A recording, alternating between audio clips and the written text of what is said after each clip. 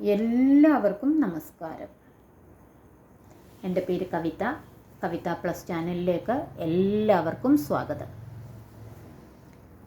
എൻ്റെ ക്യാൻസർ അനുഭവങ്ങളാണല്ലോ ഞാൻ എന്നും പറഞ്ഞുകൊണ്ടിരിക്കുന്നത്. ഇന്ന് ഭഗവാൻ കൃഷ്ണൻ്റെ കഥ പറയാം.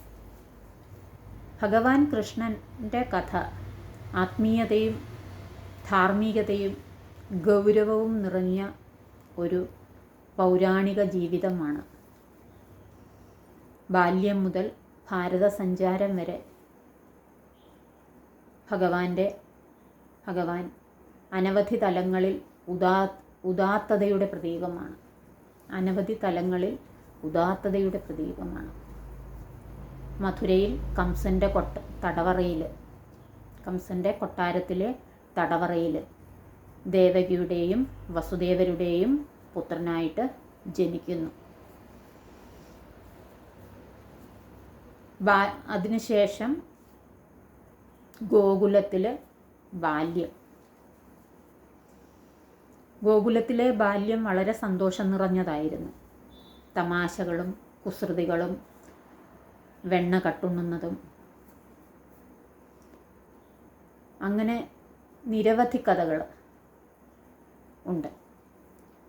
കുഞ്ഞായിരിക്കുമ്പം തന്നെ പൂതനയെ കൊല്ലുന്നു, പൂതനാമോക്ഷം, ശകടാസുരനെ വധിക്കുന്നു, തൃണാവർത്ത വധം, അങ്ങനെ നിരവധി അസുരന്മാരെ കുഞ്ഞായിരിക്കുമ്പോൾ തന്നെ സംഹരിക്കുന്നു. യശോദയെ വായി തുറന്ന് പ്രപഞ്ചം കാണിച്ചു കൊടുക്കുന്നു.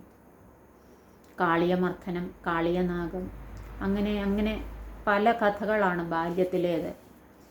അത് എല്ലാവർക്കും കാണാപ്പാടുവാണല്ലോ. കൃഷ്ണൻ്റെ കഥകൾ, ഉണ്ണിക്കണ്ണൻ്റെ ലീലകൾ എല്ലാവർക്കും ഇഷ്ടപ്പെട്ടതാണ്. അവിടുന്ന് വൃന്ദാവനത്തിലേക്ക് പോകുന്നു. വൃന്ദാവനത്തിൽ കൃഷ്ണൻ്റെ രാസക്രീഡകൾ, ഗോപികമാരുടെ ഭക്തി, രാധാകൃഷ്ണ പ്രേമം, അങ്ങനെ അനവധി കാര്യങ്ങളാണ്. അതിനുശേഷം ഗോവർദ്ധനോദ്ധാരണം, അങ്ങനെ തുടങ്ങി അനേകം ഘട്ടങ്ങൾ ഭഗവാന്റെ ജീവിതത്തിൽ.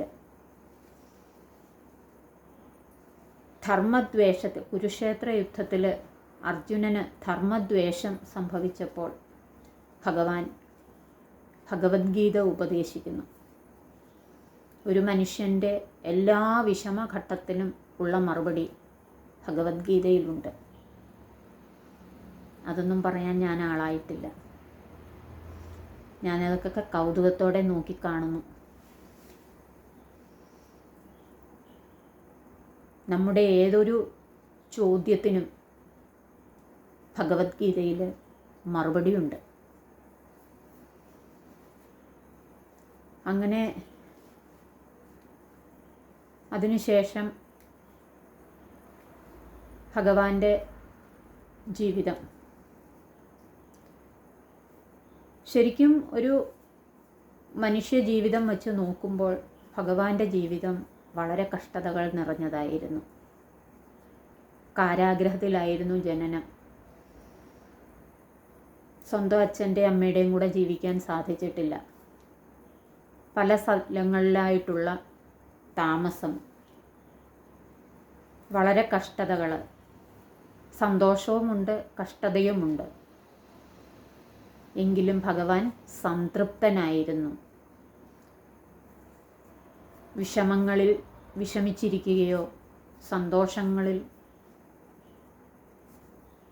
അത്യധികമായിട്ട് ആഹ്ലാദിക്കുകയോ ഒന്നും ചെയ്യാതെ സംതൃപ്തനായിരുന്നു അദ്ദേഹം. ഭഗവാന്റെ ജീവിതം മൊത്തത്തിൽ നോക്കുമ്പോൾ ഒരു മനുഷ്യ ജീവിതത്തിൽ മനുഷ്യന് തളരുന്നു, സന്തോഷിക്കുന്നു, അങ്ങനെയുള്ള എല്ലാ ഘട്ടങ്ങളും ഭഗവാന്റെ ജീവിതത്തിലും നമ്മൾ നോക്കുമ്പം കാണാം.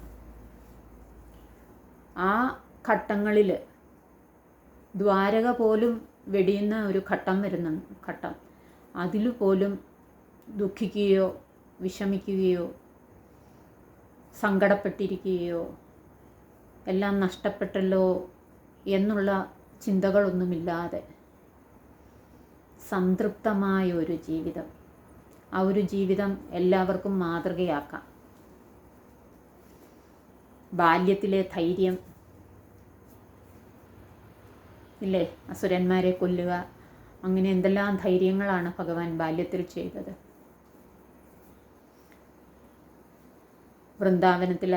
വൃന്ദാവനത്തിൽ പോയതിനു ശേഷം ഗോപികളോടുള്ള സ്നേഹം,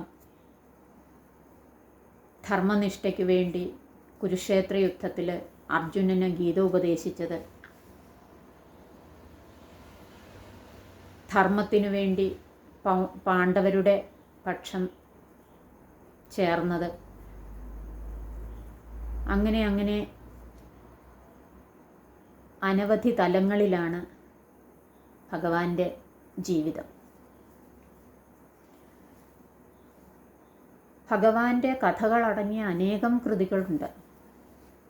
ശ്രീമദ് ഭാഗവതം, മഹാഭാരതം, നാരായണീയം, ശ്രീകൃഷ്ണ കർണാമൃതം, ജയദേവരുടെ ഗീതാഗോവിന്ദം, അങ്ങനെ അനേക കൃതികളാണ് ഭഗവാനെക്കുറിച്ചുള്ളത്. പൂന്താനത്തിൻ്റെ എല്ലാവർക്കും മനസ്സിലാകുന്ന സാധാരണ മലയാളത്തിലുള്ള ഭഗവാന്റെ കീർത്തനങ്ങൾ, അതെല്ലാം വളരെ മനോഹരമാണ്. എല്ലാവരും അതൊക്കെ ശീലിക്കണം. ഭഗവാൻ കൃഷ്ണനെ മാതൃകയാക്കണം.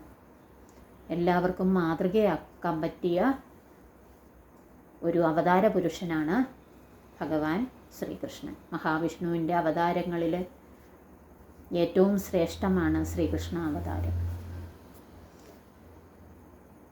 എൻ്റെ ഒരു അറിവിൽ ഞാൻ ഭഗവാൻ കൃഷ്ണൻ്റെ കഥ മൊത്തത്തിലൊന്ന് ഓർത്ത് പറഞ്ഞു. എന്തെങ്കിലും വിട്ടുപോയിട്ടുണ്ടെങ്കിൽ ക്ഷമിക്കണം. ഓക്കെ, എല്ലാവർക്കും നമസ്കാരം.